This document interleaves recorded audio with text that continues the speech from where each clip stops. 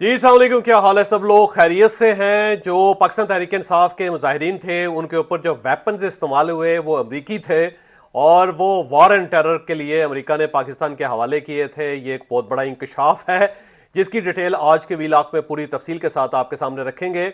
और जिस पाकिस्तान तहरीक इंसाफ के वर्कर को कंटेनर से रेंजर्स ने नीचे फेंका था उसकी शनाख्त हो गई है। वो कहाँ का रहने वाला है, क्या करता है और क्या वाकई उसकी जान चली गई थी, ये भी हम आपको आज के वीलॉग में पूरी तफसील के साथ बताएंगे। और इसके साथ साथ मतीउल्लाह जान साहब जो है उन्हें जुडिशल रिमांड पे जेल भिजवा दिया गया है और अब अनकरीब उनकी रिहाई होने वाली है। कब तक रिहाई हो जाएगी ये भी आपको इसी वीलॉग में पूरी तफसील के साथ बताया जाएगा।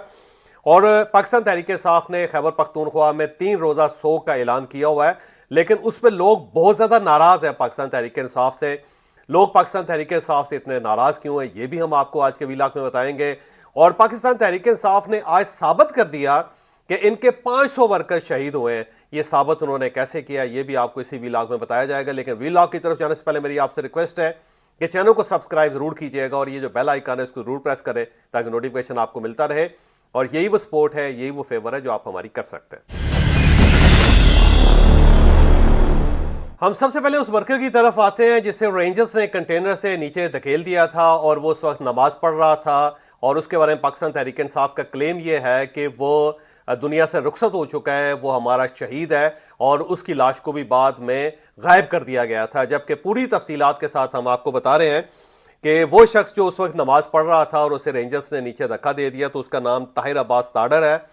और इसे ताहिर बाबा के नाम से पुकारा जाता है। इसका ताल्लुक तहसील फालिया से है और ज़िला जो है वो मंडी बहाउद्दीन है। इसका गांव जो है वो पिंडी कालू है और ये इस्लामाबाद के अंदर काम करता है। पाकिस्तान तहरीक इंसाफ का वर्कर है, इसमें कोई शक नहीं है। वेलफेयर के काम भी करता रहता है। इसका मोबाइल फ़ोन भी मेरे पास है लेकिन वो मोबाइल फ़ोन इस वक्त काम नहीं कर रहा। कल तक ये काम करता रहा लेकिन उसके बाद मोबाइल फ़ोन बंद हो गया और जो उसके सारे फैमिली मेंबर्स हैं उन सबके मोबाइल भी फ़ोन बंद हैं और किसी को समझ नहीं आ रही कि वो कहाँ चला गया। लेकिन ये जरूर पता लगा कि जब उसको ऊपर से नीचे फेंका गया तो उसके बाद उसके दोनों बाजू फ्रैक्चर हो गए थे और जिस्म के मुख्तलिफ हिस्सों में मुख्तलिफ हड्डियों के ऊपर चोटें लगीं और उसे जख्मी हालत में फिर उठा के अस्पताल पहुंचाया गया। बाद में उसकी हड्डियां जोड़ी गईं और उनके ऊपर पट्टी करवाई गई। फिर वो अपनी फैमिली के साथ अपने घर चला गया और चुप करके खामोशी के साथ वो अपनी फैमिली के साथ रहा था। किसी के वो नोटिस में नहीं था और किसी जगह पे भी उसने कोई प्रोटेस्ट नहीं किया था, कोई वीडियो नहीं बनाई थी।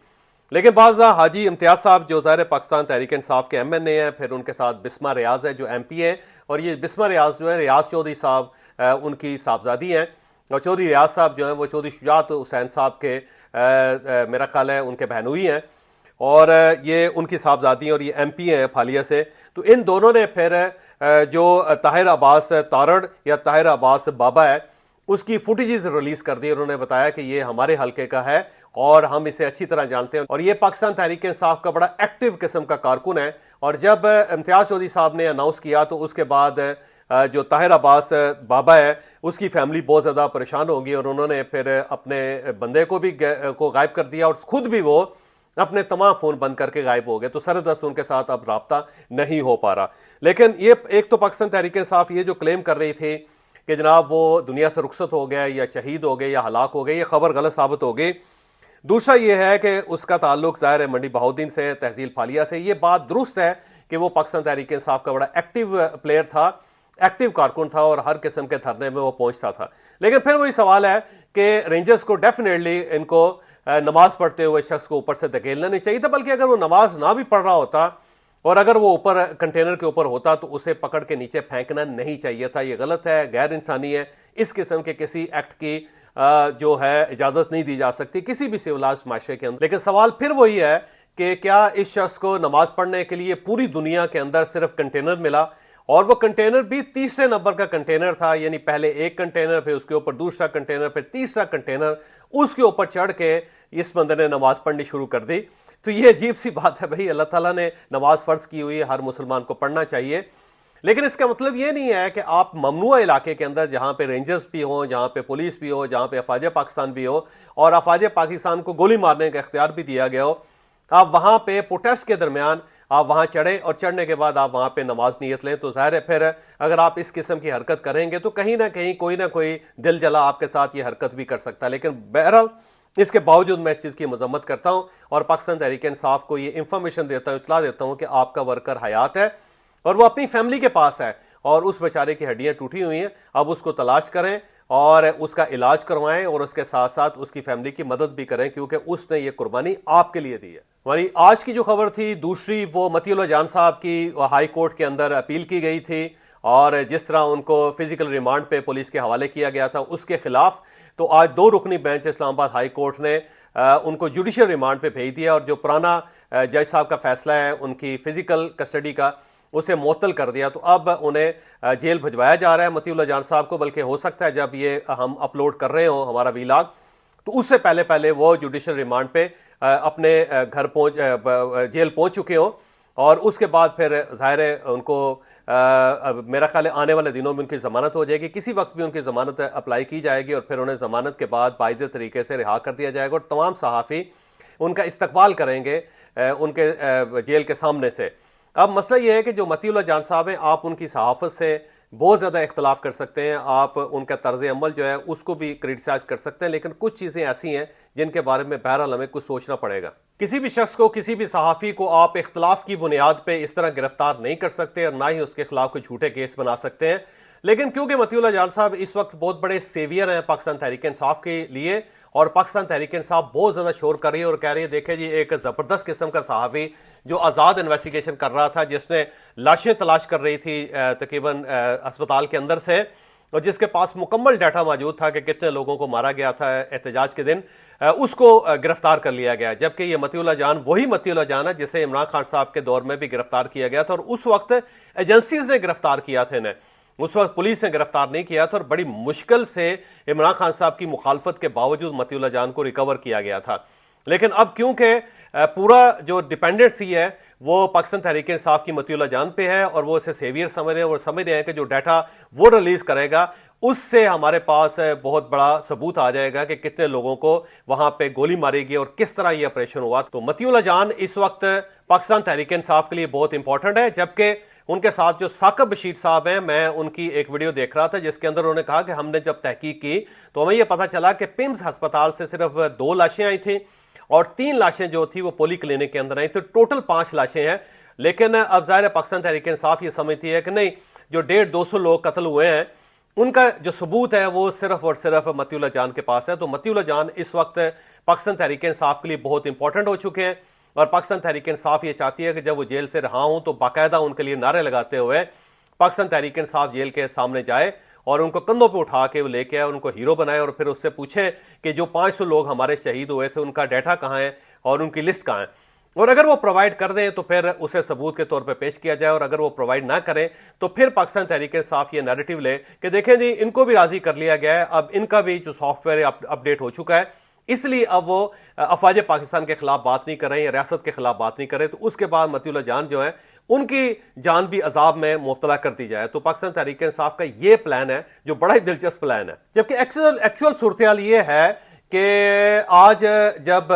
वकास अकरम शेख साहब वहां गुफ्तगू कर रहे थे और उन्होंने प्रेस कॉन्फ्रेंस की तो उन्होंने भी 5 या 6 से ज्यादा लोग वो भी नहीं बता सके थे और कह रहे थे बहुत ज्यादा वसी पैमाने पे वहां पे कत्लो गारत गरी हुई। लेकिन जब उन्होंने डाटा पेश किया तो 6 से ज्यादा डाटा वो भी पेश नहीं कर सके। लेकिन पाकिस्तान तहरीक इंसाफ ये समझती है कि ये जो 5 या 6 वर्कर्स उनके हलाक हुए हैं या जाम बहक हुए हैं, शहीद हुए हैं, वो 500 के बराबर है, क्योंकि पाकिस्तान तहरीक इंसाफ का जो एक वर्कर है उसका कत्ल 500 लोगों के बराबर कत्ल के बराबर होता है। लिहाजा जब हमारा एक वर्कर मरेगा तो आप उसे 100 वर्कर समझे, तो अगर 5 वर्कर्स की जान गई है तो आप समझेंगे 500 लोग हमारे क्रेडिट पे आ गए हैं और 500 लोगों की जान गई है। लिहाजा गवर्नमेंट का नाटका बंद होना चाहिए, गवर्नमेंट से ये पूछा जाना चाहिए कि जनाब आपने हमारे 500 वर्कर्स क्यों शहीद किए हैं। तो बात वही है कि जब पार्टी के पास भी 5 या 6 से ज्यादा लोगों का डाटा नहीं है तो ये किस बुनियाद पे कहा जा रहा है कि 278 लोग थे, 50 लोग थे, 20 लोग थे या सैकड़ों लोग थे। तो अब ये सैकड़ों लोग कहां चले गए हैं, इस चीज की समझ नहीं आ रही कि ये हो क्या रहा है और ये क्यों हो रहा है और पाकिस्तान तहरीक इंसाफ ये क्यों कर रही है। लेकिन सवाल सिर्फ ये नहीं है, सवाल बल्कि उससे भी ज्यादा एक संगीन सवाल ये है कि पाकिस्तान तहरीक इंसाफ ने अपने 5 या 6 वर्कर्स या फिर कुछ सो कॉल्ड शहादतों जिनका वो जिक्र कर रहे हैं कि वो सैकड़ों की तादाद में है, उसके लिए उन्होंने 3 रोजा शोक का ऐलान किया है पूरे खैबर पख्तूनख्वा के अंदर। लेकिन साथ ही लोग ये सवाल कर रहे हैं कि कुरम एजेंसी के अंदर, पारा चनार के अंदर 121 लोग कत्ल हुए हैं। 121 की फिगर आ रही है इस वक्त, और वहां पे जो जख्मी है 200 के करीब लोग जख्मी है वहां पे। और वहां पे अमली तौर पे एक कहत साली की सूरत हाल है, क्योंकि हर किस्म की चीज, हर किस्म की ट्रैफिक वहां पे बंद है और लोग अद्वियात को तरस रहे हैं, लोग वहां पे खुराक को तरस रहे हैं, लोगों के घर जले हुए हैं, लोग लाशों के ऊपर बैठे हुए हैं, लाशों की तदफीन के लिए उनके पास कोई बंदोबस्त नहीं है। वहां पे इस वक्त भी वहां पे फायरिंग हो रही है। तो 121 लाशों के लिए पाकिस्तान तहरीक इंसाफ ने वहां पे ना कुछ सोग मनाया, ना वहां पे चीफ मिनिस्टर साहब गए, तो ना उन्होंने उन्हें दिलासा दिया है और ना ही उन्होंने किसी की तारीफे कलब की, और ना ही किसी से पूछा, और ना ही वहां पे जंग बंदी के लिए कोई खैबर पख्तूनख्वा के अंदर गवर्नमेंट ने कोई एफर्ट की, और उन लोगों को उन्होंने तनहा छोड़ दिया। तो सवाल यह किया जा रहा है कि एक साइड पे 121 लोगों की शहादत है,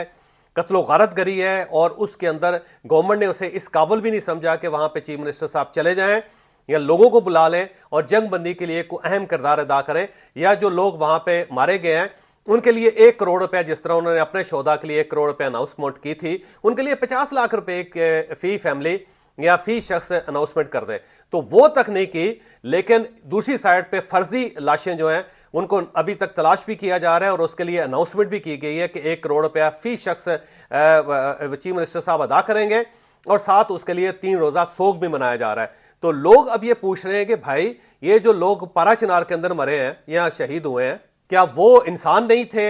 या वो किसी के बच्चे नहीं थे, या किसी के वालिद नहीं थे, या किसी के भाई नहीं थे, या उनका पाकिस्तान के साथ ताल्लुक नहीं था, या उनके शनाती कार्ड कोई और है, या उनका खून सुर्ख के बजाय सब्ज है, या वो इस कुराए अर्ज से ताल्लुक नहीं रखते, या उनको इंसान नहीं समझा जाना चाहिए। तो एक साइड पे 121 लाशें पड़ी हुई हैं, 200 से ज्यादा लोग जख्मी हैं, और अस्पतालों के अंदर ना अद्वियात है, ना डॉक्टर है, ना नर्सिस हैं,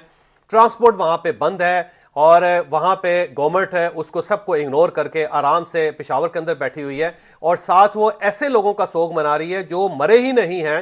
जिनकी लाशें दरियाफ्त नहीं हुई, जिनके नाम तक इनको मालूम नहीं है, लेकिन 3 रोजा सोग मनाया जा रहा है। तो अब लोग इसको बड़ा माइंड कर रहे हैं, लोग पूछ रहे हैं कि ये किस किस्म की गवर्नमेंट है, ये किस किस्म की पार्टी है कि एक साइड पे जब लाशें पड़ी हुई हैं और बाकायदा काउंटेड लाशें हैं और उनका प्रोफाइल तक मौजूद है, ये तक मौजूद है, और ये तक मालूम है कि इन सब लोगों के साथ हुआ क्या था और किस तरह हुआ, लेकिन उन सब लोगों को इग्नोर करके ये सिर्फ ऐसे लोगों के लिए सोग मना रहे हैं जिनका ना प्रोफाइल पता है, ना जिनका एड्रेस पता है, ना जिनकी लाशें मालूम है, ना वो मिसिंग है, ना उनकी फैमिलीज हैं। तो ये किस किस्म की गवर्नमेंट है? मेरा ख्याल है ये सवाल वैसे गंडापुर साहब से बनता भी है कि भाई साहब, आप चीफ मिनिस्टर सिर्फ पेशावर के नहीं या पाकिस्तान तहरीक इंसाफ के नहीं है, या सिर्फ पाकिस्तान तहरीक इंसाफ के लोग इंसान नहीं है, और लोग भी इंसान हैं, वो भी अल्लाह के बंदे हैं, वो भी किसी के बेटे हैं, वो भी किसी के भाई हैं, वो भी किसी के खामद हैं, और वो भी आपकी राया है, वो भी आपके लोग हैं। आपने उनकी हिफाजत भी करनी है, उनके लिए भी आपने कोशिश करनी है। लेकिन मेरा ख्याल है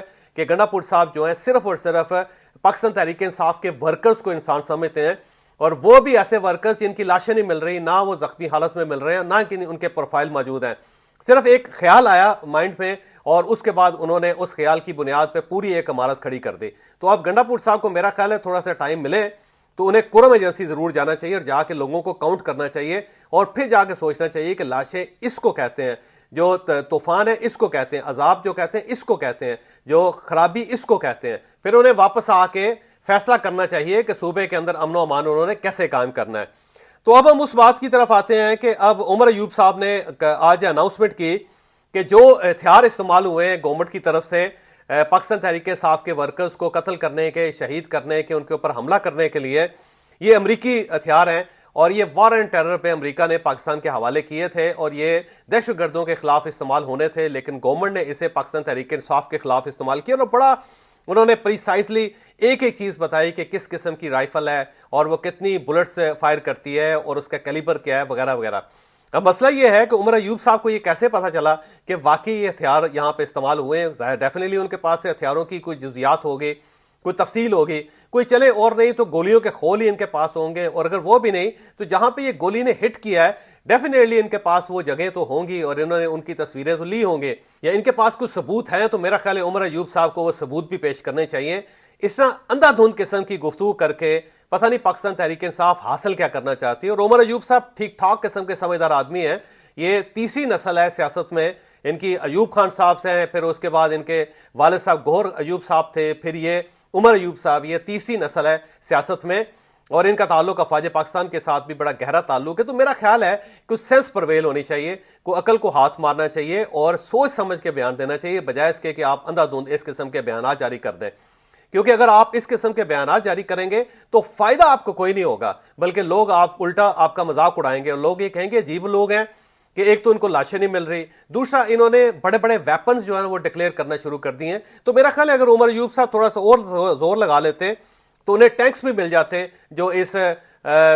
जो एहतजाज था उसको रोकने के लिए इस्तेमाल हुए, और थोड़ी सी अगर वो तवज्जो दे देते तो शायद इनके पास वो तोपें भी आ जाती और वो जहाज भी उनके पास आ जाते जिन्हें इस जंग के अंदर इस्तेमाल हुआ किया गया। बल्कि मेरा ख्याल है शायद F-16 जो है उनके जरिए भी बमबारी की गई हो। तो हमारा अयूब साहब को खुदा खौफी करें, इतना आगे ना जाएं कि आपकी वापसी नामुमकिन हो जाए, कुछ खुदा खौफी करें। मुझे इजाजत दीजिए।